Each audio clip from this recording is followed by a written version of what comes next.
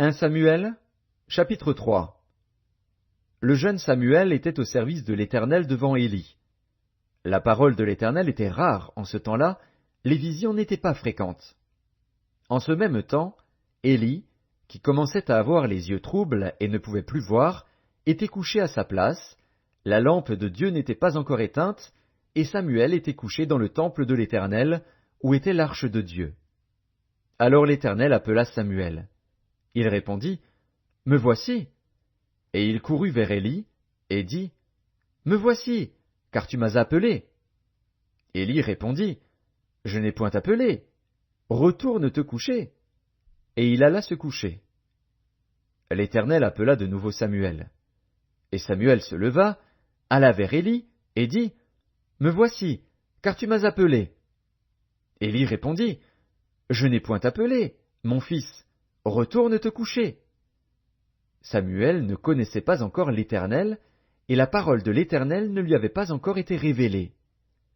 L'Éternel appela de nouveau Samuel, pour la troisième fois. Et Samuel se leva, alla vers Élie, et dit, « Me voici, car tu m'as appelé. » Élie comprit que c'était l'Éternel qui appelait l'enfant, et il dit à Samuel, « Va, couche-toi, et si l'on t'appelle, tu diras, « Parle, Éternel, car ton serviteur écoute. » Et Samuel alla se coucher à sa place. L'Éternel vint et se présenta, et il appela comme les autres fois. « Samuel, Samuel. » Et Samuel répondit, « Parle, car ton serviteur écoute. » Alors l'Éternel dit à Samuel, « Voici, je vais faire en Israël une chose qui étourdira les oreilles de quiconque l'entendra. En ce jour j'accomplirai sur Élie tout ce que j'ai prononcé contre sa maison. Je commencerai et j'achèverai. Je lui ai déclaré que je veux punir sa maison à perpétuité à cause du crime dont il a connaissance et par lequel ses fils se sont rendus méprisables sans qu'il les ait réprimés.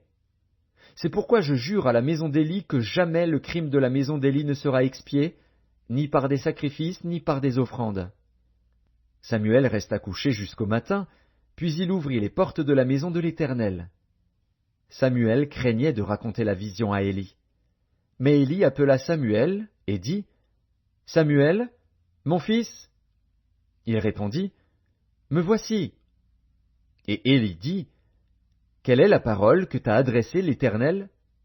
Ne me cache rien. Que Dieu te traite dans toute sa rigueur, si tu me caches quelque chose de tout ce qu'il t'a dit. » Samuel lui raconta tout, sans lui rien cacher. Et Élie dit, « C'est l'Éternel, qu'il fasse ce qui lui semblera bon. » Samuel grandissait, l'Éternel était avec lui, et il ne laissait tomber à terre aucune de ses paroles. Tout Israël, depuis Dan jusqu'à Beer-Shéba, reconnut que Samuel était établi prophète de l'Éternel. L'Éternel continuait à apparaître dans Silo, car l'Éternel se révélait à Samuel, dans Silo, par la parole de l'Éternel.